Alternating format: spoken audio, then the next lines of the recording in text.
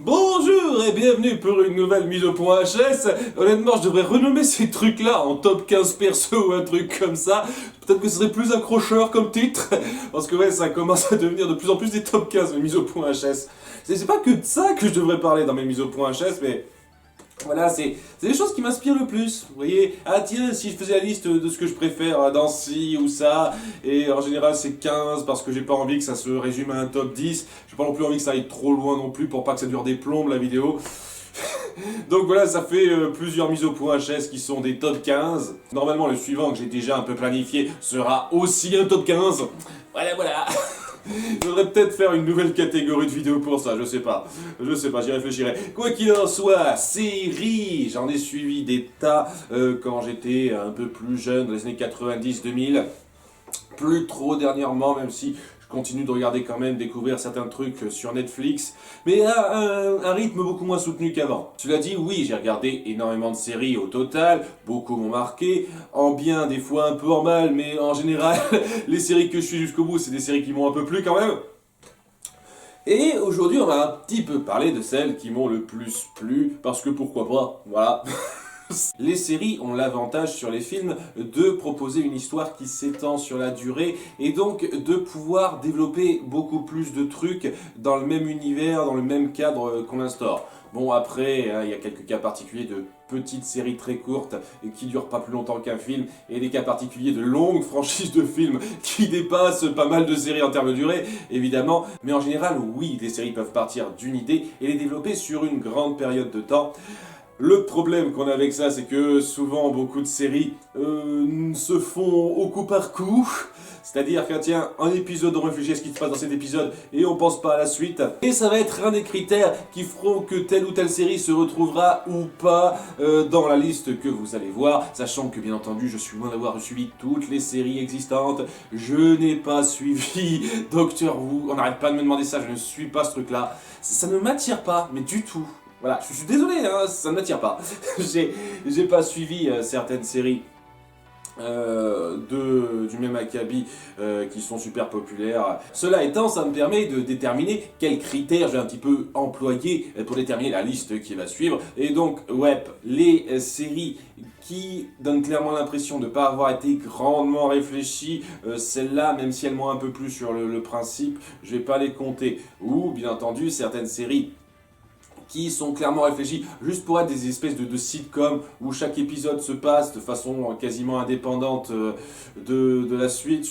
Ouais, voilà, c'est pas des séries qui me déplaisent. Il y a pas mal de séries de ce type-là que j'ai appréciées, comme je sais pas moi, les Simpsons. Voilà, les Simpsons, j'ai apprécié énormément d'épisodes de cette série-là. Mais est-ce que j'irais jusqu'à dire que c'est une des meilleures séries existantes? Non, parce elle a des intentions, des ambitions que je trouve moins fortes que d'autres séries qui essayent vraiment d'instaurer quelque chose sur la durée. Alors je sais qu'on viendra me dire que de temps en temps on fait un épisode qui fait progresser les choses, comme quand on apprend que Lisa devient végétarienne, ou qu'on a plus d'infos sur la mère d'Homer, etc. Mais en règle générale, 95% du temps c'est une histoire à part. On n'entend plus parler après, ou alors vraiment hein, une référence rapide, et on n'essaye pas d'instaurer grand chose, on n'essaye pas de faire évoluer nos personnages grandement. Homer, à plusieurs reprises, on le montre, essayer d'évoluer en bien pour sa femme et autres, mais ça changerait au fait qu'il doit être un con, un peu stupide, qui fout un peu en l'air sa famille de façon plus ou moins exprès, pour le gag qu'il y a autour de lui. Ça doit toujours être comme ça. Donc il n'y a pas vraiment d'évolution du personnage, doit toujours être l'idiot de service presque. Pareil pour Bart, lui non plus, même si on montre un peu le fait qu'il apprend à mieux comprendre les autres, à mieux se comporter dans certains épisodes, au bout du compte, le trait caractéristique du personnage, c'est d'être le petit enfant rebelle, voilà, qui fait ce qu'il lui chante et voilà, il n'évolue pas. C'est ça le truc. Et c'est ce genre de choses qui fait que cette série-là, même si elle me plaît bien dans l'absolu, il y a beaucoup d'épisodes qui m'ont vraiment plu, hein, je ne vais pas nier une seule seconde, ce n'est pas du tout une mauvaise série, je peux pas vraiment considérer ça comme une des meilleures séries qui soit. Voilà, c'est un des critères. L'autre critère, et là c'est un peu du ressenti personnel, parmi les sagas en série que j'ai suivies, je J'essaye vraiment de compter celles qui m'auront donné envie de revoir la série, de faire un revisionnage plus tard. Il y a beaucoup de séries que j'ai un peu appréciées sur le coup, mais à qui il manquait un truc pour que je me dise, punaise, j'ai envie de me le revoir, un de ces quatre.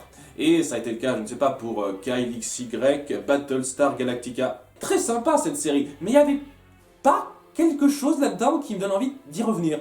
Voilà, c'est pour ça que j'ai du mal à être pris dedans. Et c'est pareil pour récemment Sense8, série très sympa, et on sent qu'il y avait énormément d'ambition, c'est clair, mais il n'y a rien là-dedans qui me donne envie d'y revenir. Voilà, tout simplement. Je ne saurais pas vous dire pourquoi. Peut-être que c'est les thèmes abordés, peut-être que c'est la façon dont sont abordés ces thèmes, la façon dont l'intrigue est déployée qui me fait dire ok, il n'y a rien là-dedans qui ait un potentiel de revisibilité. Voilà, personnellement, à nouveau, hein, on soit bien d'accord, hein, si ça se trouve, vous adorez ces séries, vous adorerez vous les revoir, hein, et je vous juge pas pour ça, c'est que mon avis, nous sommes d'accord. Et dernier critère, alors là c'est totalement personnel, totalement subjectif, et si je fais ça c'est parce que je crains clairement d'en louper avec tout ce que j'ai regardé, je ne compterai pas les séries animées japonaises. Voilà, alors je sais, ça peut paraître très vache sur le coup, il y a énormément de séries animées japonaises que j'ai suivies qui m'ont énormément plu. Le truc c'est que j'en ai suivi des tas, il y en a beaucoup dont je me souviens pas du nom, je sais même plus si je les ai à disposition là. Donc c'est très difficile à dire pour moi et je sais que ça peut paraître un peu sectaire de foutre ça à part de tout le reste. Parce que j'ai compté les séries animées et les séries live action non japonaises entièrement, mais parce qu'il y aura un cas un peu particulier. Je sais que ça peut paraître un peu sectaire de faire ça, mais voilà, ces séries-là, c'était un ressenti un peu différent de ce que m'apportaient les autres séries. Ça m'offrait quelque chose d'un peu différent personnellement, et je les consommais un peu différemment des séries occidentale, dira-t-on, entre guillemets, sachant que oui, toutes les séries qui sont dans ce top 15 sont occidentales, majoritairement américaines, c'est incroyable, hein. Ah oui, vous êtes totalement en baba, j'en suis sûr. C'est pas impossible que je fasse un top 15, un de ces quatre, des séries animées japonaises qui m'ont le plus plu, hein, et ça, il y aurait vraiment matière à ça, et sur le coup, ouais, je sais pas, j'avais du mal à les mélanger là-dedans, à les comptabiliser là-dedans. Je sais que c'est un critère un petit peu moyen, mais voilà, j'avais du mal. À titre personnel, voilà, c'est une excuse très moyenne et j'ai rien de mieux à vous donner par rapport à ça. Quoi qu'il en soit, c'est parti, en avant pour le top 15 de mes séries préférées non japonaises animées.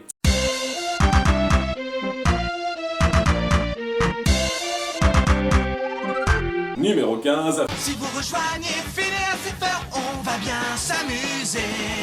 Un cas un peu particulier, je sais que j'ai dit que ce genre de série n'était pas trop dans mon top 15 et c'est la seule série qui correspond un peu à cette description que j'ai faite.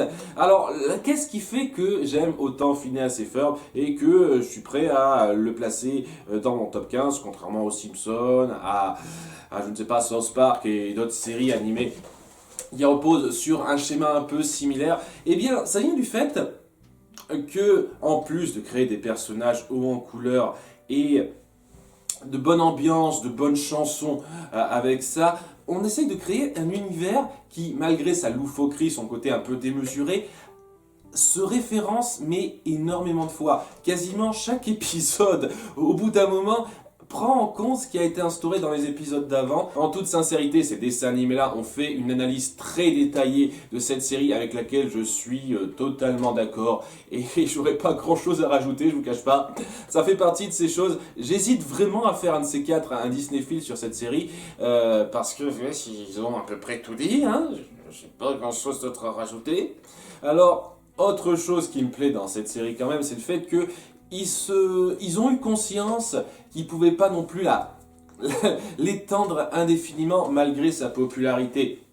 Alors je ne sais pas si ça s'est arrêté parce que ça commençait à chuter un petit peu l'audience, c'est pas impossible, mais je sais qu'il y avait très clairement moyen d'exploiter ça pour en faire plusieurs saisons, encore plus que ce qu'ils en ont fait, mais ils sont allés jusqu'à 4. saisons seulement, et ils ont su quand s'arrêter, et ils ont donné une vraie conclusion. Alors, je dis ça rapidement parce que j'ai malheureusement pas eu l'occasion de voir la saison 4. Ça s'est fait aussi partie des petits soucis qui m'empêchent un petit peu de considérer ça comme un Disney film possible, parce que je n'arrive pas à trouver la dernière saison. Je vous jure, hein, pour la popularité que cette série connaît, la 4e saison est super difficile à trouver. Déjà, j'ai eu un mal de chien à trouver le double épisode final et l'épisode épilogue, qui sont très bons et qui donnent une vraie impression de conclusion. Mais le reste de la 4e saison, je l'ai quasiment pas vu. J'ai juste vu quelques petits épisodes comme ça, ci et là, et rien d'autre. Et c'est vraiment dommage, parce que j'aurais bien aimé avoir une vue d'ensemble plus détaillée. Mais ça change rien en fait que j'ai adoré les premières saisons. Ils ont su vraiment tabler sur les personnages. Et une chose que j'ai un peu à déplorer dans certaines séries Disney depuis quelques temps, certaines voies que Disney a fini par prendre, c'est que on ressent vraiment le côté Disney familial dans cette série. Là où depuis quelques séries, en tout cas les séries qui se démarquent le plus, ça essaye de se détacher un peu de ça. Ça essaye de partir plus vers le côté un peu gras, gris qu'on a dans d'autres séries. Ne serait-ce que Gravity Falls, j'aime beaucoup Gravity Falls à nouveau, je le dis. Mais ouais, Gravity Falls, ça essaye clairement de se détacher un petit peu du côté bon enfant, entre guillemets, des séries Disney qu'on connaît. Pour aller dans le moralement gris, le côté un petit peu South Park, vaguement, je vulgarise un petit peu, l'approche South Park qu'on retrouve depuis pas mal de temps dans énormément de séries, bon, un peu à la sauce Disney, mais quand même on la sent un petit peu, et je trouve que c'est une façon de suivre le moule. On sait que maintenant, cette approche-là, c'est ce qui plaît le plus au public. Le public apprécie davantage maintenant ce genre de série plus osée. Et je dis pas que c'est une mauvaise chose, hein. Il y a beaucoup de séries comme ça qui sont tout à fait sympathiques, mais je trouve que c'est une perte d'identité de la part du studio qui avait cette façon d'attirer un public familial, large, qu'on retrouve pas, je sais pas, dans Gravity Falls. Si vous faites découvrir ça à vos enfants, certains épisodes de Gravity Falls, je suis désolé, mais je sais pas si c'est forcément pour eux, hein. Sérieusement. Là, Phineas et Ferb, il y a ce côté familial. On touche les plus jeunes, mais également les adultes, sans prendre les jeunes pour des cons, sans aller dans le truc gamin facile. Et c'est le genre de choses que je retrouve bien dans Phineas et Ferb, ce côté un peu film Disney. Film Disney un peu léger, je le reconnais, mais quand même une ambiance très légère, très colorée, avec des personnages hauts en couleur qui, comme je l'ai dit, que j'adore. C'est une série qui assume totalement son côté. On fait du divertissement pour toute la famille, et ça y va à fond, sans prendre la famille pour des idiots, sans abrutir son propos, et ça fait quelque chose de très bon. Pour moi, ça fait quelque chose de très bon. Ça part un peu dans un petit délire qui est très particulier quand même à certains moments, et je peux comprendre que certaines personnes n'accrochent pas, mais personnellement, c'est le genre de délire que j'adore. Numéro 14. J'adore Bruce Timm. Vraiment, s'il y a une personne qui m'a fait vraiment connaître d'ici et grandement apprécier toute sa panoplie de héros, tout son univers, c'est bien Bruce Timm et son équipe de création qui a créé diverses séries autour des héros d'ici, héros connus comme Batman et Superman, des héros un peu moins connus, mais qui marchaient bien, comme Static. J'aimais bien Static, ça fait un moment que j'ai plus vu la série, mais j'aimais bien cette série-là. Et c'était vraiment cool à découvrir, et l'une des plus cool séries de Bruce Timm, ça a été la Ligue des Justiciers. C'était la deuxième plus cool. La première, on y viendra.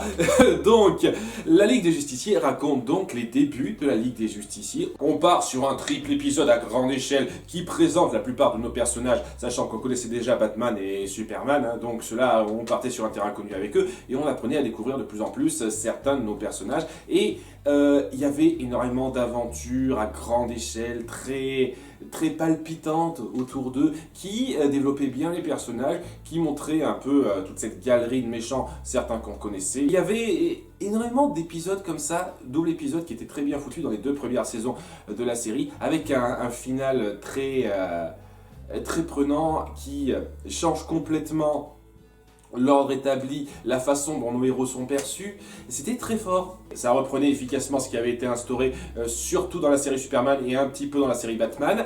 Et il y avait beaucoup de moments forts, de grands moments d'héroïsme. Et c'est ça qui m'a fait vraiment m'ouvrir au monde étendu des super-héros, hein, chez DC en particulier. Mais voilà, si vous me demandez pourquoi je préfère DC à Marvel, c'est en grande partie grâce à Bruce Timm, et particulièrement cette série qui offrait quelque chose de grandiose. Il y avait une conclusion dans la saison 4.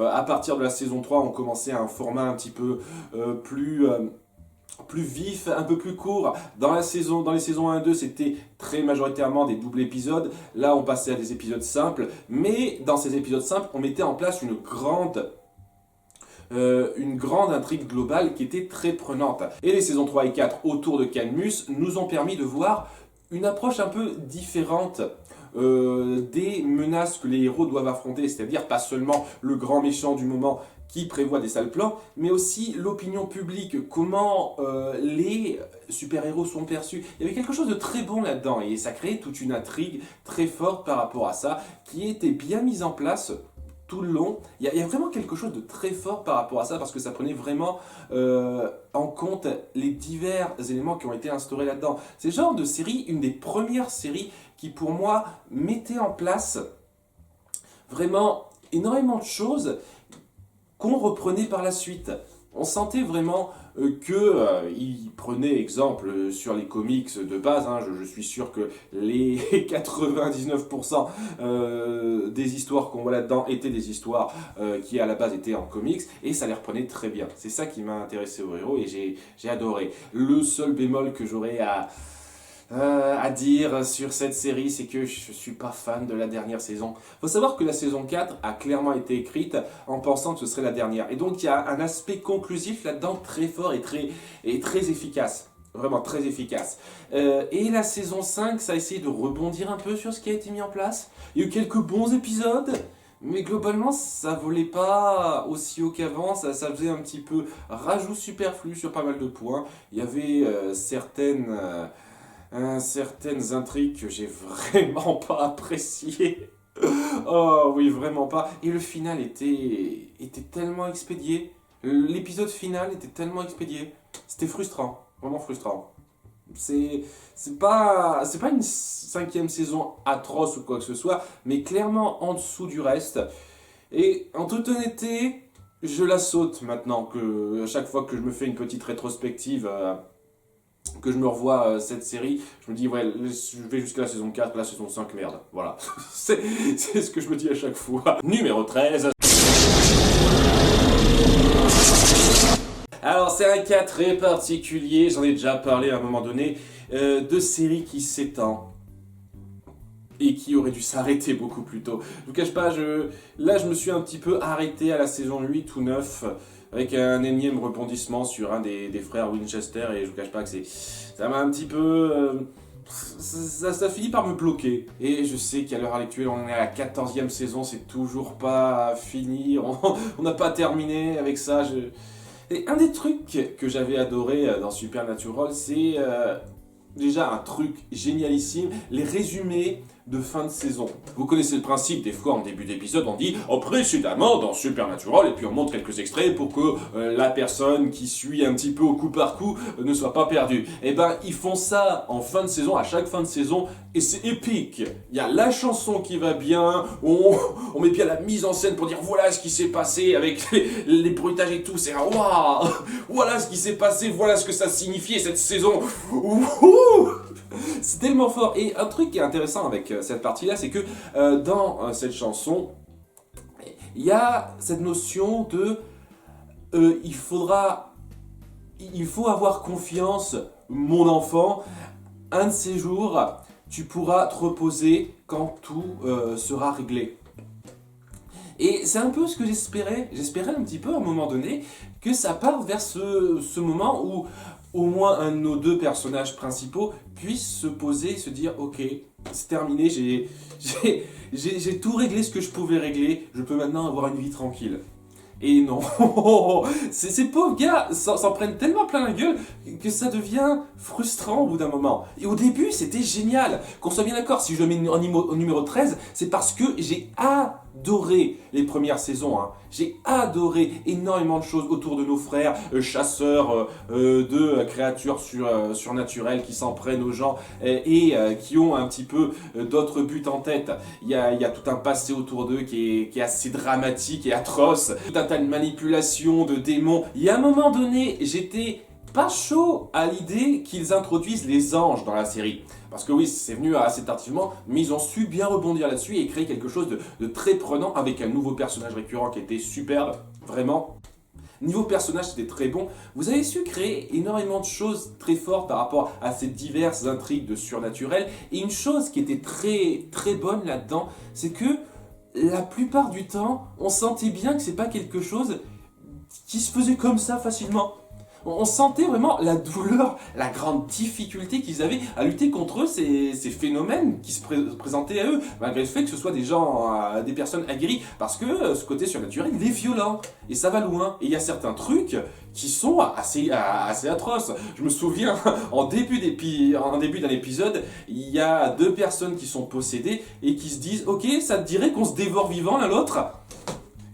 Et vraiment, en étant possédé, je me dis, ok, je me dis, waouh, c'est fortiche, énormément de moments super forts et super intenses à ce niveau-là. Et ce qui était vraiment bon là, c'est que on était vraiment sûr de rien.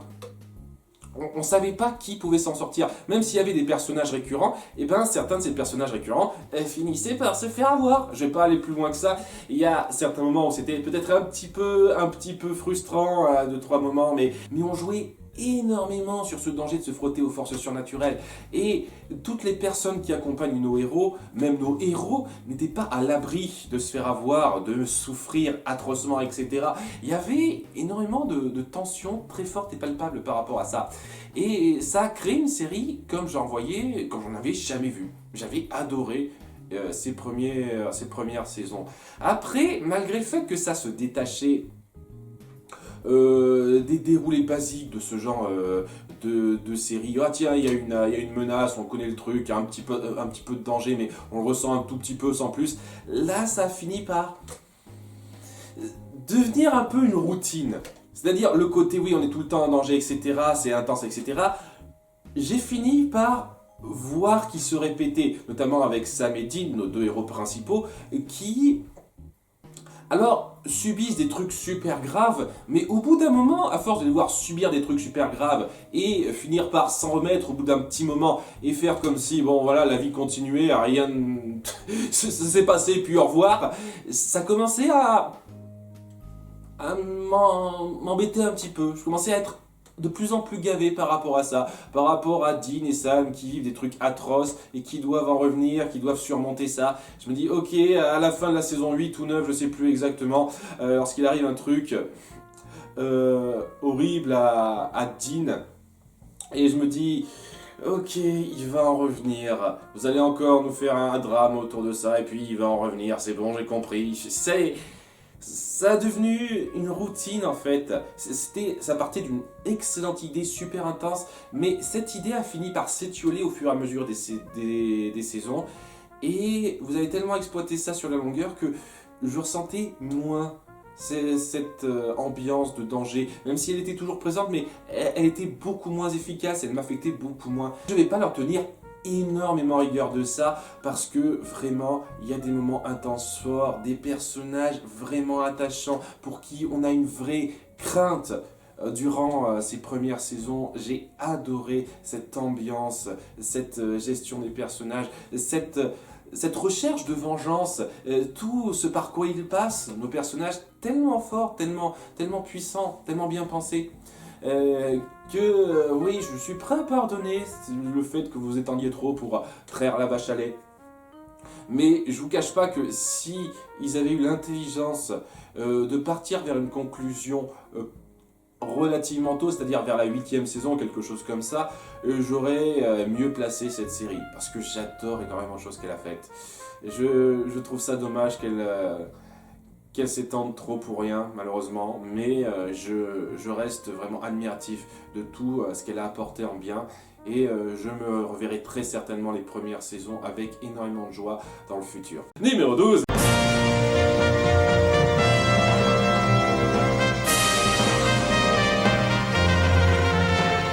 Rowan Atkinson, on se souviendra surtout de lui en tant que Mr Bean, et il est très drôle là-dedans. Mais personnellement, son rôle qui m'aura le plus marqué, sans conteste, ça aura été la Vipère Noire. Parce que Mr Bean est très drôle, mais c'est un peu le benet de service. Le benet un peu attachant de service, c'est vrai, mais un peu benet de service. Alors que la Vipère Noire, c'était le filou de service, quelqu'un de très cynique, de très cassant, que j'adorais. Et une chose qui m'a plu énormément dans cette série en 4 parties, c'est que chaque partie se centrait sur une période différente, et donc on avait une Vipère Noire différente. C'était des descendants de cette Vipère Noire. Alors je sais pas exactement comment ça se goupille, parce que je sais que dans la première saison, il n'a pas réellement eu l'occasion d'avoir de descendants, me semble-t-il. Donc peut-être que c'est un frère à lui qui a eu des descendants ou une connerie comme ça, je sais pas trop. Enfin bon, c'est censé être que les descendants de la Vipère Noire. Et à chaque fois, c'était une approche un peu différente, une période différente de l'histoire. Ça avançait dans le temps à chaque fois, et c'était fun. C'est dans cette série qu'on a découvert un peu Hugh Laurie, que vous connaissez en tant que Dr House, et je trouvais qu'il faisait très bien le côté humour british. Et en général, c'est pas un humour qui me parle énormément, mais je saurais pas vous dire exactement ce qui, dans cette série, faisait que ça prenait pour moi. Peut-être que ça venait du cynisme de Rowan Atkinson, mais il y avait vraiment quelque chose de très prenant dans cet humour. Et ce qui fait que j'étais pris dans chacune de nos grandes histoires sur plusieurs épisodes, et j'ai été particulièrement pris par le choix, c'est audacieux, de la dernière saison de cette série, et qui se passait pas à une époque victorienne, pas dans une situation où le personnage de la Vipère Noire était grandement, avait des hauts galons ou quoi que ce soit. C'était juste un chef d'armée, un petit commandant ou sergent d'armée lors de la Première Guerre mondiale, dans les tranchées. On a créé de la comédie autour de cette situation assez grave. Et ouais, c'était assez osé de faire ça. Et ils sont partis sur une dernière impression qui était, ma foi, très touchante. Je veux dire, le dernier épisode de la Vipère Noire se termine pas vraiment sur une ambiance très drôle. Ils essayent un petit peu de faire de la comédie parce que c'est leur truc, mais ils ont conscience qu'ils dépeignent une période assez grave de l'histoire, et ils se disent, ok, on va terminer sur une note assez triste. J'ai adoré énormément d'idées, d'audace qui a été mis là-dedans dans cette dernière saison, et la façon dont vous faisiez évoluer les choses entre chaque saison, en créant une nouvelle situation, en changeant le caractère, la position de nos personnages, mais en leur créant une dynamique similaire. C'était très bon ça, j'ai vraiment adoré. C'était une très bonne série comique qui savait employer un Rowan Atkinson sans juste en faire un benet gentillet qui est très drôle, Mr Bean très drôle, mais la Vipère Noire le surpasse clairement pour moi. Numéro 11.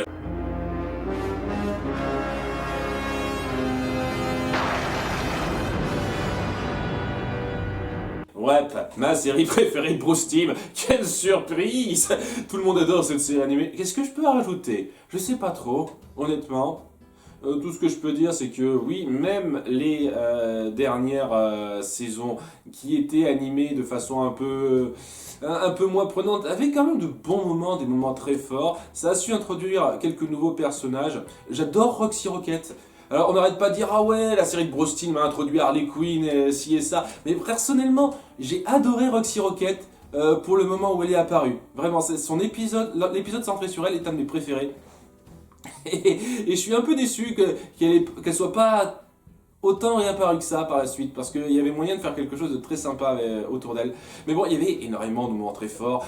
Une chose qui était excellemment faite là-dedans, c'est qu'on montrait bien le côté très humain et très dramatique de pas mal de nos méchants. C'est-à-dire que c'est pas juste des méchants pour être des méchants comme ça. Il y a un côté tragique auprès de certains d'eux et on crée de moments très forts, que ce soit autour de Baby Doll, de Double Face. C'est vraiment très bon ça. Il y avait de très grands moments autour de ça. Et Batman, toute sa psychologie, c'est avec cette série que je l'ai découverte et je le regrette pas parce que vraiment, ça c'est faire du divertissement tout en gardant le côté sombre, le côté assez aigri de cette ambiance-là, de ce qu'il représente. Parce que c'est quelqu'un qui veut faire le bien, mais qui a un côté très sombre, et c'est très bien montré par son personnage et par les méchants qu'il affronte, par les personnes aussi qu'il côtoie, qui sont un peu sa part de lumière, entre guillemets, qui sont très touchants aussi, que ce soit Alfred ou Robin. Robin a des bons moments, les deux Robin ont des bons moments. Il y a même Barbara, Batgirl, qui est très bonne en tant que personnage aussi, vraiment de très bons trucs. On a su créer des intrigues super fortes. Je suis sûr qu'une bonne partie d'entre elles, là aussi, se sont inspirées des comics, donc je vais pas non plus faire comme si ça venait que de Bruce Timm, mais il a su parfaitement adapter ça dans des petites histoires. C'était très bon, vraiment, et je sais pas, tout le monde dit du bien de ce truc-là, j'ai pas grand-chose de plus à en rajouter. La seule chose que j'aurais à dire, c'est que, ouais, étant donné que c'est plus une série épisodique, où il y a quand même un peu de continuité, mais très souvent, c'est surtout des petites histoires les unes à la suite des autres, et c'est un peu inégal. Voilà, il y a certains épisodes de temps en temps qui sont, ouais. Mais bon, hein, c'est une minorité, la majorité sont prenants et certains sont vraiment fascinants. Et c'est une série qui vaut vraiment le coup d'œil. Numéro 10.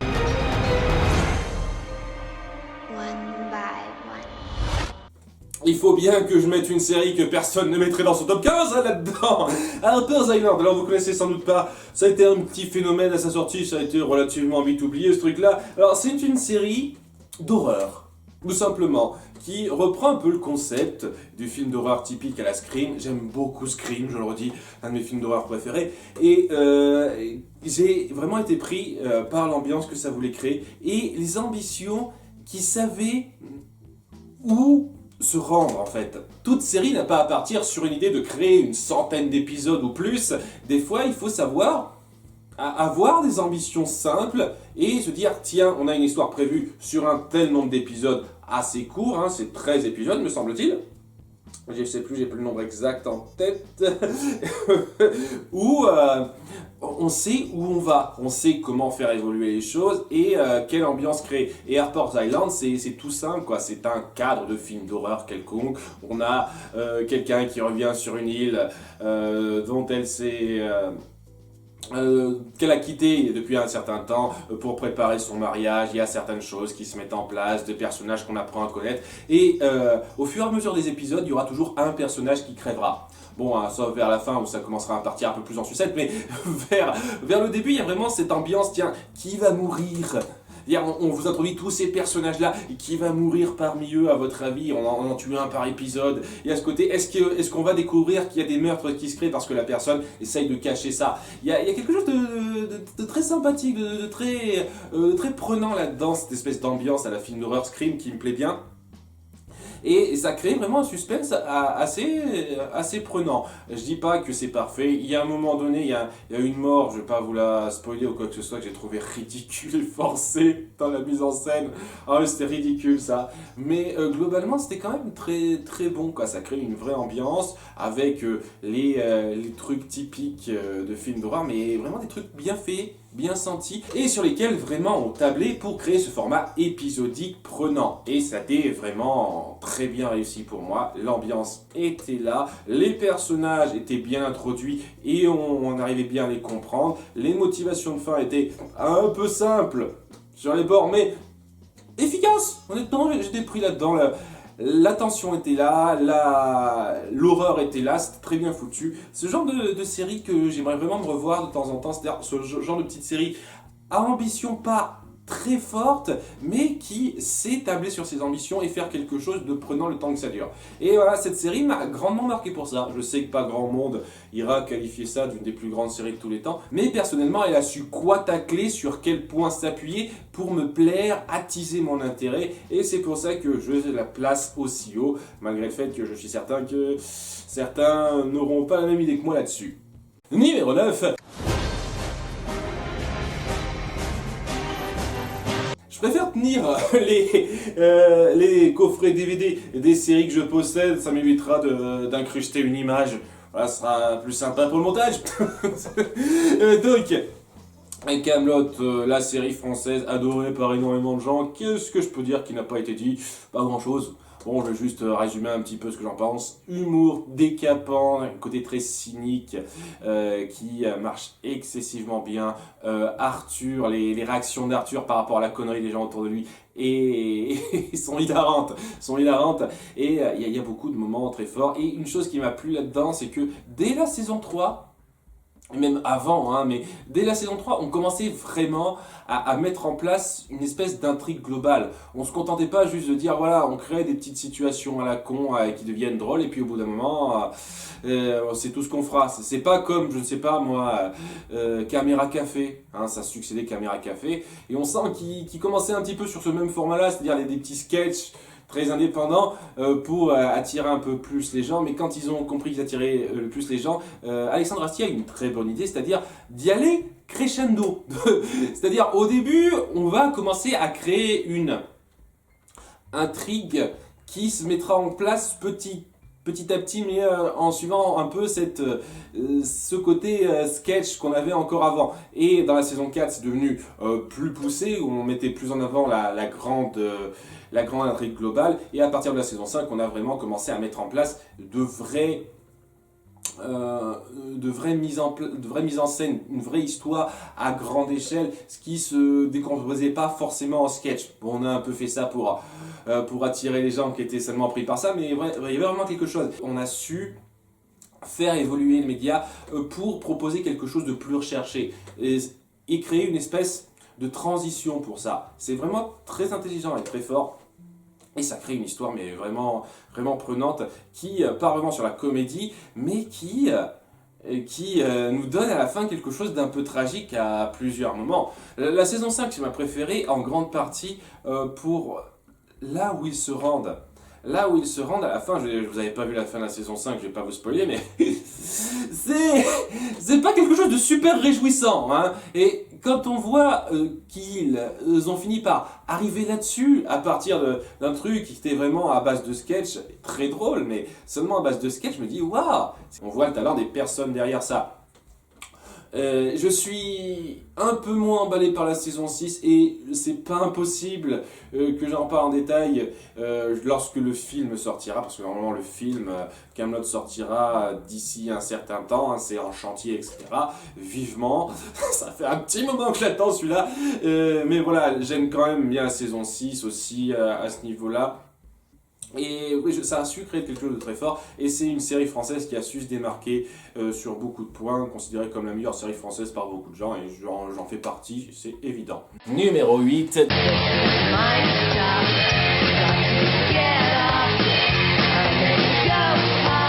J'adorerais avoir le coffret DVD, mais il n'est pas disponible en France. Gâchis pour moi, parce que je trouve que la VF est très bonne.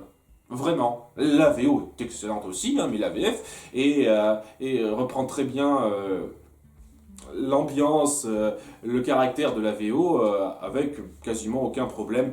Et donc ouais, j'adore cette série, j'en ai parlé rapidement, Daria est un de mes persos préférés et c'est pas pour rien. J'adore énormément son cynisme et ce côté très réel, très vie réelle qui est mis en place, malgré le fait qu'on met un peu en avant des stéréotypes. Ce ne sont pas des stéréotypes et qui se contentent d'être des stéréotypes en fait. On les fait évoluer ces personnes-là. On montre que nos personnages ont une vie et qu'ils grandissent. Il y a pas mal de choses qui sont intéressantes par rapport à la mentalité de nos personnages, sachant que c'est majoritairement pour l'humour que c'est fait, hein. Il y a beaucoup d'interactions de personnages qui sont super bien senties. À nouveau, j'aime bien l'humour cynique. Et il y a beaucoup d'humour cynique là-dedans, comme dans La Vie Père Noir et d'autres comédies que j'adore aussi dans Kaamelott. L'humour cynique, c'est ce qu'il y a de plus jouissif pour moi. C'est mon humour préféré. Et cet humour cynique très présent est très bon. Mais cet humour cynique n'empêche pas nos personnages d'être des vrais personnages, d'évoluer et d'avoir des moments forts. C'est assez extraordinaire quand on commence à regarder cette série et qu'on regarde, je ne sais pas, le personnage de Queenie par exemple, la sœur de Daria. On se dit, ouais, c'est la fille superficielle sans intérêt, mais cette fille superficielle sans intérêt va évoluer et va devenir quelque chose de très différent de ce qu'elle est au départ. Et il y a beaucoup de personnages qui sont comme ça, même Daria. Daria, c'est quelqu'un de totalement fermé et qui a une conception de la vie très, très sombre et très cynique à nouveau, mais qui commencera petit à petit à s'ouvrir, qui aura de nouvelles relations un petit peu et un nouveau point de vue. Et ce sera le cas avec énormément de personnages qu'on apprendra à connaître dans ce lycée, comment ils évolueront. On ressent vraiment la réalité de la vie, malgré le côté stéréotypé par moments et un peu excessif, là-dedans que je trouve très bon. Vraiment très bon. On tacle des sujets graves par moments, on démonte un peu certains trucs populaires, un peu comme dans South Park, mais à nouveau en plus réel. Et c'est quelque chose que j'ai grandement adoré. Nos personnages qui évoluent, ce cynisme vraiment piquant, cet humour décapant, ces moments intenses de développement de personnages. C'est un peu un produit de son temps, ce serait difficile de détacher ça des années 90, mais malgré tout, je pense que si on arrive un petit peu à rentrer dans cette époque en regardant cette série, on y verra quand même beaucoup de choses très vraies à nouveau et très prenantes. C'est pas pour rien que c'est une de mes séries préférées, je trouve qu'elle est très bien écrite avec des personnages vraiment forts. Et quand je sais que ce truc-là est un dérivé de Beavis et Butthead, je me dis waouh! Eh ben dis donc, comme quoi même les pires trucs peuvent amener le meilleur. Ah parce que je suis vraiment pas fan de ça. Numéro 7.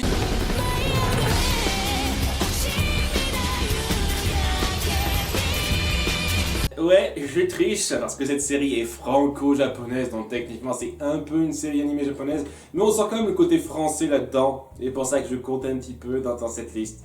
C'est un peu de la triche, hein, mais voilà, j'ai jamais vu ça comme une série japonaise quand je l'ai regardée. J'ai toujours connu uniquement la version française, jamais suivi la version japonaise. J'ai découvert très tardivement le générique franco-japonais, sinon ça a toujours été le générique français qui passait à la télé. J'ai adoré énormément de choses dans cette série. Oban raconte l'histoire d'une course universelle à laquelle toutes les planètes vivables peuvent participer pour gagner un grand prix qui leur permettra d'avoir plus ou moins tout ce qu'ils souhaitent. Et donc bien entendu on va suivre l'équipe terrienne avec notre héroïne principale Molly, qui a pour véritable nom Eva et qui s'est jouée un petit peu par accident à l'équipe parce qu'elle voulait revoir son père qui est un petit peu le chef de l'écurie représentée, et c'était pour moi quelque chose de très bon parce que ça crée déjà des enjeux assez forts. Ce n'est pas juste une course pour faire une course, il y avait vraiment quelque chose de très fort dans les enjeux qui étaient mis en place. La diversité, chaque planète, chaque peuple a ses propres technologies, sa propre façon de créer des choses, et donc chaque vaisseau était différent, chaque créature était différente, il y avait une vraie diversité très prenante, très sympathique à voir là-dedans, et il y avait vraiment tout un drame autour de Molly et Eva qui essayent de renouer un peu avec son père et qui apprendra à le connaître via les différents événements de cette course, et qui se verra propulsée comme la coureuse principale sans l'être au départ à cause de certaines circonstances. Je ne vais pas en parler plus en détail parce qu'il y a beaucoup de choses dans la saison 2 qui sont très intéressantes par rapport à ça, une histoire de manipulation, etc., que j'ai vraiment bien apprécié. Il y a des moments qui sont très forts par rapport au passé de Molly. Au moment où elle fait la course contre une certaine entité de son passé, on sent vraiment l'intensité, la rage qu'elle démontre. C'est un moment super intense et super fort, et des moments vraiment très bon comme ça, des liens qui se créent entre elle et donc son copilote, entre guillemets, c'est un peu particulier, elle a un vaisseau qu'elle dirige, et il y a ce type qui se charge des canons, et puis le lien qu'il crée avec cet autre coureur, je ne sais plus quelle planète il vient, qui est très sympathique aussi. Il y a vraiment des liens qui se créent très forts par rapport à ces courses qui sont vraiment très prenantes, très palpitantes. Il y a vraiment de la créativité dans les courses aussi, pas seulement dans les véhicules. Et ouais, Pour moi, il y a une histoire globale très bien foutue, des personnages qui sont très sympathiques sur le principe et qui sont développés avec beaucoup de cœur, des enjeux forts, des moments de tension, d'émotion, des génériques qui sont superbes. Le premier générique est super entraînant et vous fout la pêche, et le dernier est beaucoup plus calme.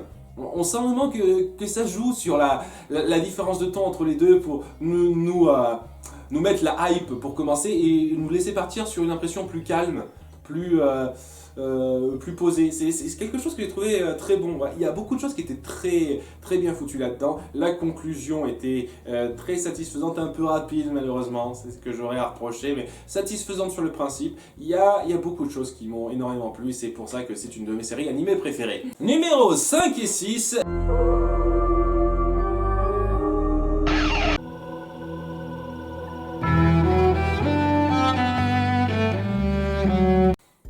Un peu lourd cette merde, je sais pas si je vais les porter tout le temps. Donc, ouais, je les place à peu près au même niveau. J'aurais du mal à définir sur le coup qui est la meilleure entre Buffy et Angel. Et pas parce que c'est identique.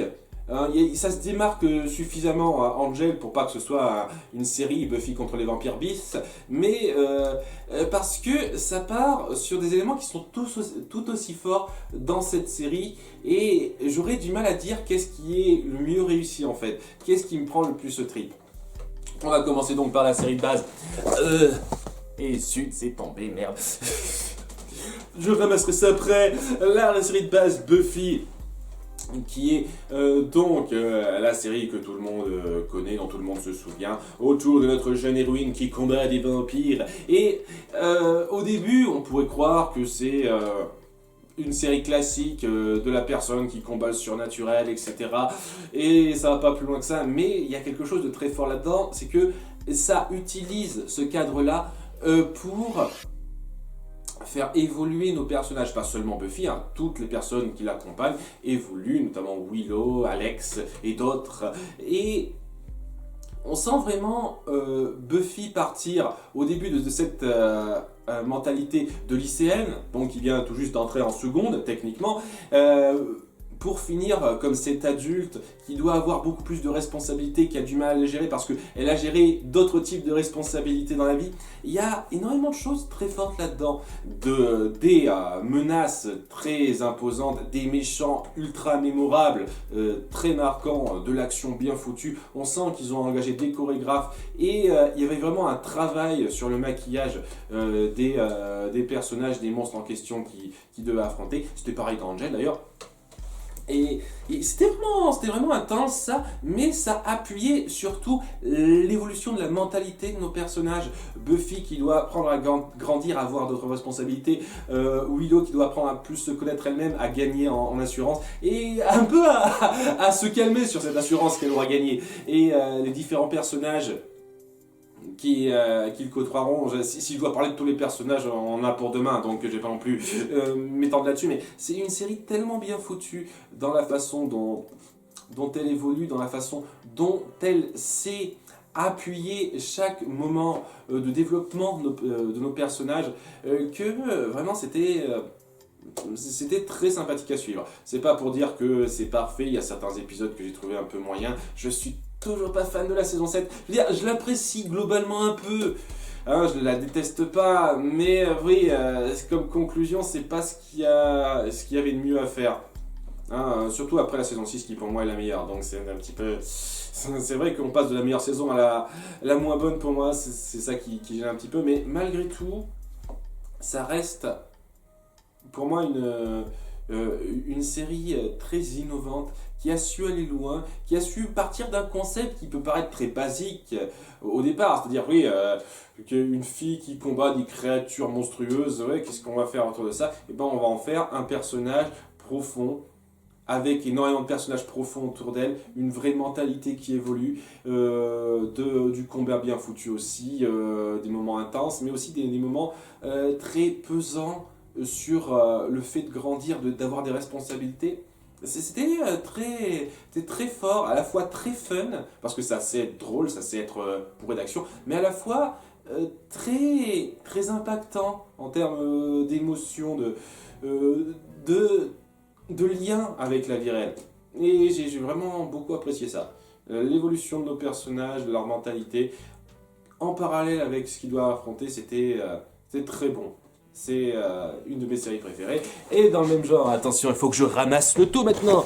Angel part sur quelque chose d'un peu différent, puisque on va suivre cette fois-ci non pas Buffy, mais Angel, qui est pas non plus quelqu'un qu'on assimilerait à la vie réelle. C'est un vampire qui a vécu des centaines d'années, il a tout un passé démoniaque derrière lui qui le ronge, et on joue beaucoup là-dessus, très bien dessus, avec le nouveau personnage aussi, qui évolueront de façon très dramatique. On sent que ça appuie encore plus le drame, les moments intenses, les pertes dans cette série que dans la première, un petit peu plus. La première a quand même des pertes très marquantes aussi, mais c'est moins dans le cas d'Angel en lien avec la réalité qu'en lien avec toutes les casseroles que se tape Angel et le destin qu'il est obligé d'avoir derrière lui. Ça crée aussi un cas très particulier de méchant global que j'ai trouvé super intéressant.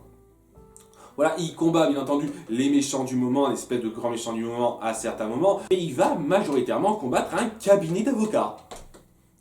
Voilà, c'est ça le truc. Il va combattre les gens qui sont du côté de la loi, entre guillemets, aux côtés des méchants, des malfaisants. Et c'est très intéressant ça. Ça montre que il y a quelque chose de légal qui soutient un petit peu les mauvaises pratiques, le côté un petit peu lucratif de ces mauvaises pratiques. Il y a quelque chose de très sympa à suivre. Ce genre de personnes qui sont majoritairement humaines, qui savent qu'elles défendent des choses affreuses, mais elles le font parce qu'elles n'ont pas de scrupules, parce qu'elles savent qu'elles œuvrent pour quelque chose de grand qui leur apportera beaucoup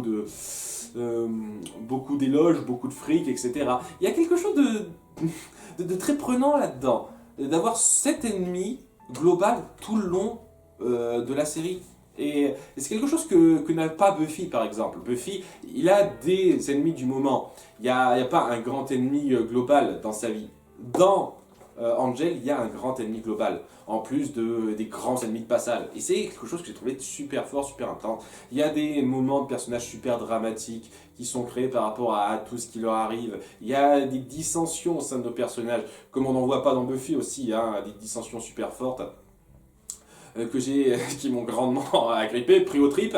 Ça prend une ambiance un peu à la Buffy, mais ça sait l'adapter avec un personnage qui n'a pas le même passé, la même chose derrière lui. Et je trouve que vous avez su très bien rebondir là-dessus, créer du drame un peu différent, créer des conflits, des ennemis différents, en donnant cette impression un peu similaire, parce qu'il y a un peu le même ton, et qui jongle avec l'humour et le drame, la tragédie.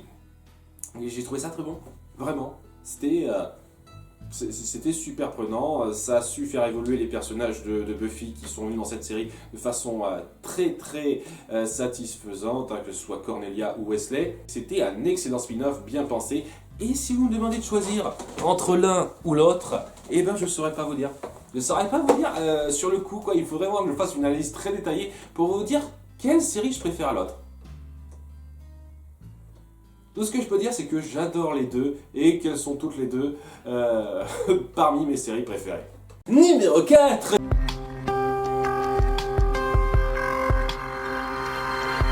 Oh putain, je vais pas la tenir pendant toute cette partie là, je pense. Oh bon, on va voir, hein. C'est pas non plus si lourd que ça, mais quand même, ça doit bien faire 2 kilos ce truc là, quelque chose comme ça, hein. C'est pas...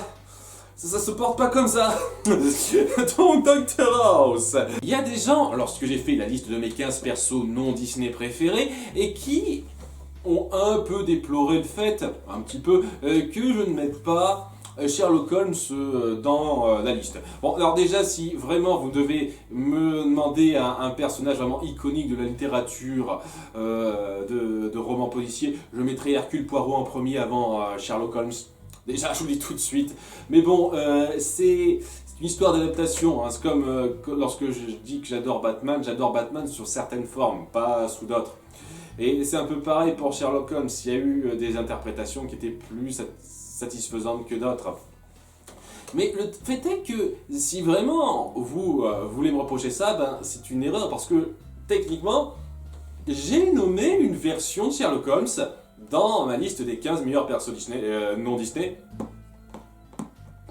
Gregory House, si vous y réfléchissez un petit peu, est une adaptation très libre de Sherlock Holmes. En dehors de la consonance House, Wilson, Holmes, Watson, on sent quand même que ça reprend beaucoup de traits du personnage, c'est-à-dire des mystères à résoudre où notre personnage principal a du mal à faire preuve d'empathie envers les personnes dont il s'occupe. Voilà, hein, c'est médical, c'est pas criminel, mais ça revient un peu au même. Cette espèce de dépendance à la drogue avec la Vicodine. Ce lien particulier avec son ami qui est un peu le seul à pouvoir supporter son mauvais caractère et qui est gentil comme tout. Voilà, très très similaire. On sent vraiment que ça s'inspire grandement de Sherlock Holmes. Hein. Et honnêtement, j'adore cette version-là. Hugh Laurie a su parfaitement incarner ce personnage désabusé, ultra cynique et triste. C'est quelqu'un de triste qui essaye de trouver le bonheur mais qui n'arrive jamais à le trouver en fait. Et ça le rend tellement pathétique dans un sens vraiment prenant en fait. Parce qu'il est super intelligent, il sait énormément de choses, mais il n'arrive pas à avoir le bonheur en fait. Il essaye de trouver ça, mais il n'arrive pas à le trouver. Parce qu'il a pris une mauvaise décision quand il était plus jeune. Et ça lui a bousillé la vie, ça l'a rendu dépendant à la Vicodine d'une certaine façon. Et ça va jouer sur lui durant toute la série en fait, hein, les 9 saisons si je ne me trompe pas. Alors je trouve qu'il y a une saison en trop personnellement, on aurait pu se passer d'une saison, il y a certains trucs qui vont trop vite, mais bon on va parler un petit peu de la série en soi. Il n'y a pas que Gregory House qui est intéressant là-dedans, la plupart des membres de son équipe ont une personnalité très marquante qui les met bien à part, et on voit vraiment les différences d'ambition, les différences d'approche des choses chez la plupart d'entre eux que j'ai trouvé très bonnes. Vraiment, alors la chose qui est la plus grave à reprocher à la série, et c'est évident, c'est le côté très formule qui se répète. C'est toujours la même formule, enfin à peu de choses près. Il y a quelques épisodes qui se démarquent un petit peu quand même, où on a cette espèce d'énigme médicale. Il y a Oz qui va très loin dans ses raisonnements, qui n'hésite pas à employer des méthodes un petit peu extrêmes pour essayer de le sauver, qui sont pas forcément déontologiques, et au bout d'un moment, il finira par découvrir la vérité et comment soigner la personne. Voilà, ça en règle générale, avec l'aide des réflexions de son équipe, avec quelques altercations avec sa supérieure que dit, etc. C'est basique, mais c'est pas un mauvais schéma ou quoi que ce soit. Et ça sait quand même créer des intrigues globales, malgré tout, hein, ça vaut reprendre ça, c'est comme pour Supernatural, on sait quand même, en plus de la menace du jour, entre guillemets, créer une intrigue globale, et on crée de très bonnes intrigues globales. Ma préférée étant très certainement le conflit qui se fait avec un policier, et où ça va très loin, alors qu'on ne sentait pas que ça pouvait aller aussi loin après la scène, leur première scène de rencontre, mais ça va super loin et ça vole très haut. Mais il y a des moments qui sont très bons, il y a de nouveaux personnages qui viennent s'intégrer parce que les choses doivent évoluer, et donc il ne peut pas garder tout le temps la même équipe. Ça, c'est quelque chose que j'ai beaucoup apprécié. On fait évoluer la situation. Et ouais, on fait surtout évoluer la mentalité de notre personnage principal qui est très très très bien foutu. Il porte sa série avec brio. Vraiment, Gregory House est génial. Alors, il y a quelques trucs que je trouve un petit peu grossiers. Voilà, il y a 9 saisons et on sent quand même qu'il y a certains trucs où ils sont allés un petit peu... Ils vont un petit peu trop loin. Hein. Par exemple, dans certaines manipulations de House qui sont complètement inutiles, ne servent à rien. Mais bon, il faut qu'on montre House manipuler un peu tout le monde par moment, parce que ouais, c'est toujours son truc. Et on tacle certains sujets que je trouve un petit peu déplacés. C'est-à-dire, quand on parle d'euthanasie à quelques reprises, je trouve ça mais totalement en lien, quoi. On parle du milieu médical, c'est normal de parler de l'euthanasie. Et c'est quelque chose d'assez fort hein, quand on parle de ce truc-là, parce que l'euthanasie, c'est quelque chose de moralement gris pour beaucoup de gens. Et on essaye de démontrer certains points de vue qui peuvent pas forcément être populaires. Là, c'est très bien quand on parle d'euthanasie parce que c'est totalement en lien avec l'univers. Mais quand à un moment donné, on fait une intrigue autour d'un dictateur africain, là, il y a un tueur en série à un moment donné, non. Non, c'est ridicule, quoi. Faut pas aller aussi loin que ça. C'est un petit peu n'importe quoi, pas moi. Voilà, c'est ce genre de truc qui est vraiment à incomber au fait que on a vraiment voulu trop s'apesantir et des fois en créant un peu trop d'épisodes, on part un petit peu sur des flops. Mais bon, hein, ce sont seulement quelques épisodes à part et globalement ce sont des épisodes très bien foutus et ces coffrets commencent à être lourds donc on va finir d'en parler. Excellente série, le petit souci de la formule qui se répète gêne un chouïa, mais globalement avec tous ces personnages, les intrigues que ça met en place et l'évolution de la mentalité de notre personnage central que j'ai trouvé excellente, j'adore cette série. Numéro 3. Aang peut sauver le monde. Ah, classique. Alors, je sais pas, j'ai parlé en long et en large de cette série dans pas mal de vidéos. Qu'est-ce que je peux rajouter que d'autres gens ont déjà dit? À nouveau, j'ai l'impression de me répéter quand je dis ça. Qu'est-ce que je peux rajouter qui n'a pas déjà été dit, dites donc?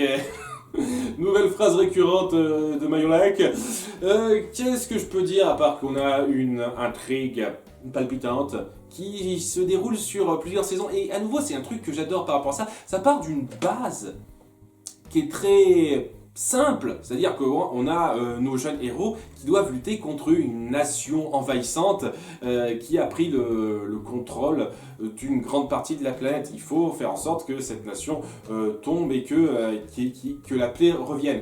Et à partir de cette base qui est très simple, on a su faire quelque chose de très profond. Au fur et à mesure des saisons, on a su mettre un peu plus de bémol, de nuances dans cette situation-là, en montrant que la Nation du Feu n'est pas juste qu'une bande de sales sauvages qui ne méritent pas une seule seconde qu'on les considère. On montre quand même que c'est toute une situation particulière. Dès la première saison, il y a tout un épisode où il y a quelqu'un qui est tellement en rogne contre la Nation du Feu qu'il n'hésite pas à vouloir tuer des villageois de la Nation du Feu qui sont techniquement innocents, ils ne font pas partie de l'armée. Il y a ce genre de conflit moral très fort là-dedans que j'apprécie énormément. Il y a ce genre de dilemmes qui sont très intenses. Et c'est grandement appuyé par le fait que nos personnages sont super mémorables, ont une personnalité vraiment frappante, vraiment colorée. Ça vous prend aux tripes, hein. Bien entendu Sokka qui est super léger, mais qui a quand même cette attitude de leader qui doit un peu ressurgir. Aang qui a un passé très dramatique, très tragique, et qui essaie un peu de cacher tous les drames qu'il a vécu, toute cette personnalité d'enfant qu'il ne peut pas avoir à cause des grandes responsabilités qu'on lui donne. C'est très fort aussi. Zuko qui a aussi quelque chose de tragique en voulant regagner son honneur et qui a tout un arc au long des 3 saisons que je trouve génialissime, vraiment, hein, c'est un personnage tellement prenant. Et Katara qui est la personne la plus sage et maternelle entre guillemets du groupe, qui apprendra à avoir un côté sombre au fur et à mesure qu'on en apprendra plus sur elle et à jongler autour de ça, à devenir quelqu'un de vraiment puissant sur qui on peut compter. Il y a quelque chose de tellement bon là-dedans. Avec nos personnages, la façon dont ils évoluent, la façon dont ils gèrent leurs problèmes. Les combats sont magistraux, vraiment. J'adore la façon dont vous gérez ces différentes manipulations de la terre, de l'eau, de l'air, du feu. C'est tellement puissant, tellement intense, tellement tac au tac. C'est super prenant. Pour moi, c'est l'équivalent en série animée familiale du Seigneur des Anneaux, ce truc. Hein. Je le pense sincèrement. J'adore tellement ce que vous mettez en place, l'action qui est superbe, les personnages qui sont marquants, l'histoire et qui est super bien foutue, qui à partir d'une base simple arrive à devenir un peu complexe et qui a des rebondissements mais vraiment intenses. Le rebondissement de la fin de saison 2, je vais pas en parler pour ceux qui connaissent pas, mais punaise quoi. Waouh. Je sais pas quoi dire de plus. C'est tellement fort, tellement bien foutu cette série. Et même si j'aime pas l'adaptation en film, ça changera absolument rien au fait que cette série existe toujours et qu'elle est fantastique. Elle mérite d'être vue si vous ne la connaissez pas, parce que vraiment, si vous voulez voir de la série animée familiale bien foutue, intense, avec de bons personnages, c'est un must. Numéro 2.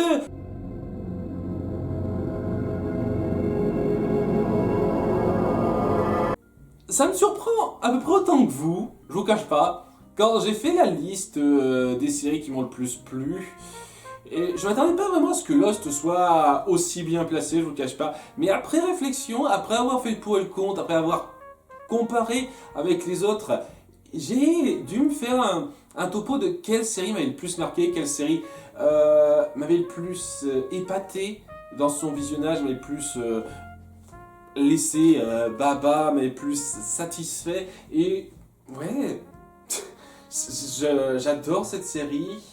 Par rapport à ça, je lui nie pas mal de défauts, c'est vrai, surtout dans les 3 dernières saisons, où on sent qu'ils se perdent un peu dans la complexité de leur mystère, c'est exact. Et qu'il y a certaines morts qui sont un peu frustrantes. Ouais, j'en parle pas plus, mais ouais, faut vous attendre à ce qu'il y ait de la mort dans Lost. C'est pas une situation où tout le monde s'en sort à la fin. Non. Donc, ouais, malgré ces défauts qui sont pas négligeables, honnêtement, je pourrais vous faire une critique détaillée de certains épisodes et dire qu'est-ce qui va pas chez eux, et ce serait pas rien. Malgré ça, je peux pas nier que j'ai été ultra pris dedans. Je préfère les 3 premières saisons, c'est évident. Mais même les 3 dernières saisons, il y avait quelque chose de très prenant à voir ces personnages évoluer. Ces mystères s'épaissir et commencer un peu à avoir leurs réponses. Et oui, toutes les épreuves par lesquelles ils doivent passer pour arriver à régler leurs problèmes. Je dis pas qu'il y a certains mystères qui étaient un peu gratuits et qu'il n'y a pas certains trucs un petit peu gros sur la fin, c'est vrai, vraiment, c'est vrai. Mais la grande force pour moi de cette série, c'est que elle a su créer des personnages vraiment prenants et marquants. Les personnages au départ, au début, vraiment, tout premier épisode, on ne sait pas qui c'est. On les découvre comme ça, on ne sait pas ce qu'ils vont devenir. Mais au fur et à mesure, on apprend à les connaître via des flashbacks qui sont plutôt bien pensés. Au début, après, on sent qu'ils ont dû un peu changer les choses pour pas trop se répéter. Et ouais, on donne vraiment une vie, une profondeur à chacun de nos personnages. C'est un truc que j'ai reproché dans pas mal de séries, je vous le cache pas, où on a souvent des personnages qui se démarquent et quelques personnages secondaires qui ont des petits moments eux et puis après merde. Voilà, donc on se souvient un peu d'eux, mais après, moi, c'est le genre de petit problème que j'ai par exemple. Et pas là. Chaque personnage, à quelques détails près, se voit donner son importance à un moment donné. J'ai beaucoup apprécié ça. J'ai énormément apprécié ce développement qu'on a fait autour de nos personnages, les différentes origines de chacun d'entre eux. Et c'est quelque chose d'assez fortiche. Mes préférés étant, allez, je peux vous donner mon top 3, Charlie, Desmond et Saïd. Mes 3 personnages préférés. Voilà, pour vous dire rapidement, j'ai vraiment adoré leur histoire, les interactions qu'ils ont entre eux, parce que vraiment les interactions de personnages sont très fortes. Et même si les 3 dernières saisons, je l'aurais dit, ont été un petit peu moins saisissantes que les 3 premières, elles ont quand même su conserver cette ambiance très forte de situations qui évoluent tout le temps, de personnages qui doivent survivre, continuer leur péripéties malgré toutes les merdes qui leur tombent dessus. C'était bon ça, c'était vraiment bon. Et la conclusion de fin, moi j'ai vraiment été pris dedans. Vous avez su trouver une conclusion et qui était tout à fait satisfaisante et qui a su vraiment me faire un gros pincement au cœur. Voilà, ça c'est un truc que pas énormément de séries font. Il n'y a pas que cette série qui le fait pour moi, mais quand vous avez fini de voir une série et que vous savez que c'est la fin, c'est terminé, c'est la bonne conclusion, t'as pas à en demander plus, mais t'es quand même triste que ce soit terminé, t'as ce pincement au cœur qui te dit « Ah punaise, c'est terminé, je ne pourrai plus les suivre. » C'est quelque chose, hein. Et là j'ai eu totalement. Je pense que c'est la série pour laquelle j'ai eu le plus gros pincement au cœur à ce niveau-là. Donc, en termes de qualité pure, de défauts, etc., je pense que parmi d'autres séries que j'ai citées avant, c'est pas la meilleure que j'ai citée, c'est évident. Mais en termes d'émotion, de ce qui m'a fait ressentir, d'attachement vers les personnages, c'est la série qui m'aura le plus marqué, la deuxième série qui m'aura le plus marqué à ce niveau-là. La première étant... Pam pam pam.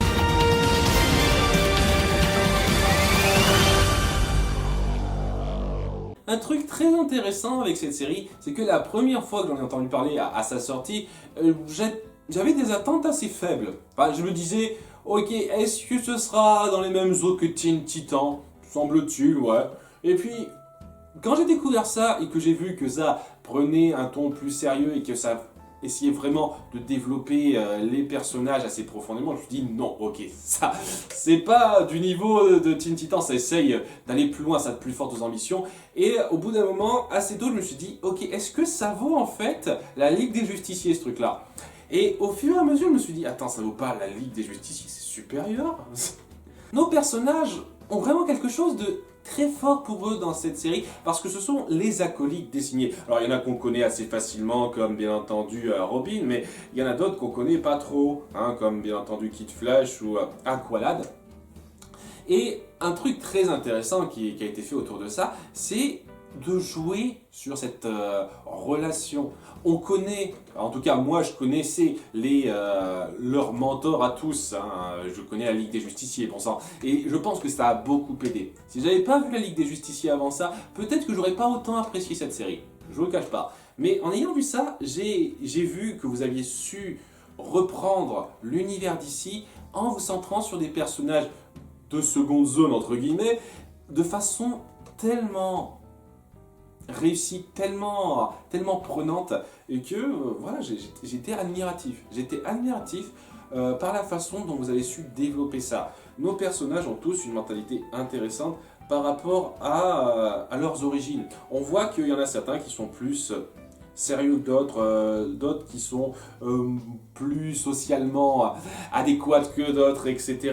Parce qu'ils ont tous des origines différentes, tous des passés, des tourmentes différentes qui sont appuyées au fur et à mesure. Mes préférés étant Miss Martian et Artemis, qui ont des passés très particuliers, surtout Miss Martian, qui a vraiment un complexe sur son physique que j'ai trouvé très très bien foutu. Alors, les complexes de physique, vous connaissez le truc, c'est-à-dire qu'on a un peu peur de comment les gens nous percevront s'ils savent à quoi on ressemble exactement. Mais la plupart du temps, ce genre de conneries, je sais pas, comme dans Ready Player One, c'est juste « Oh, j'ai une cicatrice à l'œil, je suis pas une fille super jolie, hein !» Alors là, c'est 10 000 crans au-dessus, Miss Martian, hein. Je vous en dis pas plus. Je vous en dis pas plus, mais sérieusement, découvrir ça et... On comprend ce complexe-là, vous voyez, on comprend totalement ce complexe et ce qu'il a défini parce que c'est mis en place dès le début. Et c'est un truc que j'adore aussi dans cette série. Tout est mis en place de façon calculée et très très prenante. Chaque dilemme de personnage prend le temps d'être instauré et on joue grandement dessus pour le développement à la fois de nos personnages, de nos relations entre personnages et de notre intrigue globale, parce qu'il y a une grande intrigue globale de complot de méchants qui est mis en place dès le départ et qui se crée via différents conflits très forts où on découvre de nombreux personnages de l'univers d'ici, certains qu'on connaît d'avant de la Ligue des Justiciers, mais d'autres qu'on ne connaît pas, qu'on apprend à connaître. J'ai adoré dans la première saison le fait qu'on se centre un peu sur Captain Marvel par exemple. Voilà, ah bon, c'est pas un méchant, mais j'ai adoré le fait qu'on se centre là-dessus et qu'on joue sur ce personnage. On joue vraiment très sincèrement sur ce personnage et j'ai adoré ça.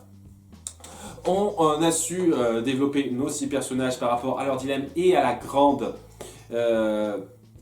menace du moment. Et ça, c'était que la première saison. Déjà, rien que ça, j'ai adoré. La seconde saison, je l'ai aimé un chouïa, et je dis bien un chouïa moins que la première, surtout parce qu'on avait introduit un petit peu trop de personnages. Ce qui fait que ça s'éparpillait un chouïa trop, et que certains personnages n'ont pas eu l'occasion de briller, même si on essayait vraiment de leur donner une importance dans le scénario. Je pense qu'on aurait pu faire en sorte d'avoir un petit peu moins de... un tout petit peu moins de personnages à jongler dans cette seconde saison. C'était un petit peu too much. Mais bon, ça n'empêchait pas que la plupart de ces personnages étaient bien réussis. Il y avait une bonne suite de nos personnages qui étaient introduits dans la première saison.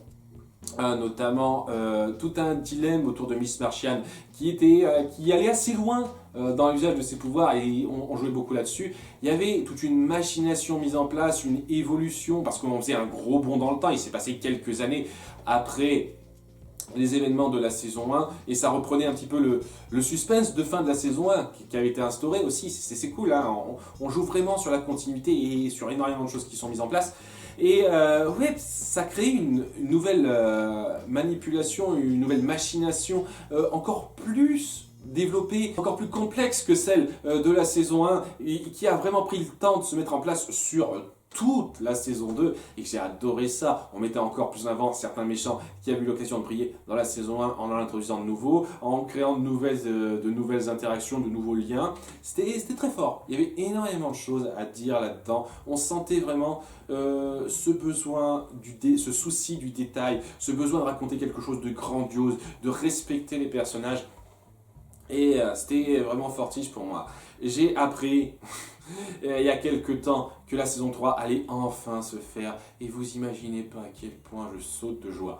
Je saute de joie intérieurement à l'idée de voir ça. Alors j'espère que ça connaîtra un succès suffisant pour que peut-être on se décide à sortir le coffret DVD des saisons 2 et 3, parce que oui, il n'y a que la saison 1 qui est sortie en coffret DVD. Et au début, en plus, il y avait l'AVF et l'AVO dans les premiers épisodes, vraiment. Mais la deuxième moitié était disponible seulement en VF. Donc on sent déjà par rapport à ça que le manque de succès des ventes, et ils se sont dit ok, on va pas fournir autant d'efforts pour fournir une VOST à tout le monde. Ouais... dommage, c'est vraiment dommage, ça m'a gavé. Et là, ça a tellement pas connu de succès que la saison 2 n'est même pas disponible en coffret DVD chez nous, hein. Et vraiment, j'espère de tout cœur que cette saison 3 aura un grand succès. Et qu'on pourra avoir le coffret DVD. Parce que j'ai la saison 2 téléchargée sur mon ordinateur. Je suis désolé, avec cette façon-là, j'ai pas accès au coffret DVD. Comment vous voulez? Moi, je suis prêt à acheter votre saison 2 en DVD, hein. Vraiment, les gars. Mais il faut que vous la mettiez en DVD. Faudrait que vous fassiez ça. Et ouais, quoi, c'est vraiment tout ce que j'espère. Que la saison 3 sache rebondir sur ce qui a été mis en place, parce qu'on terminait la saison 2 avec un espèce de gros cliffhanger encore, hein. C'était pas terminé, hein. La grande menace de base n'était pas annihilée ou quoi que ce soit, et on en introduisait une nouvelle. Hein, je vais pas en dire plus, mais c'est un genre de truc qui vous agrippe vraiment, hein, ce genre de menace-là. Et ouais, j'espère vraiment de tout cœur que vous saurez bien rebondir là-dessus, créer des histoires aussi prenantes, une adaptation aussi fidèle et sensationnelle de ce que vous avez mis en place dans ces 2 premières saisons, parce que ces 2 premières saisons sont géniales, magistrales pour moi. Ça a su développer de façon super forte les personnages que vous avez mis en place, et j'ai adoré, j'ai vraiment adoré. Ça en fait la série la plus efficace en termes d'histoire et de personnages que j'ai vu, et donc ma préférée, malgré le fait que oui, ça se termine un petit peu en queue de poisson pour l'instant, mais avec la saison 3, j'espère de tout cœur que ça saura partir sur quelque chose de vraiment satisfaisant et conclusif.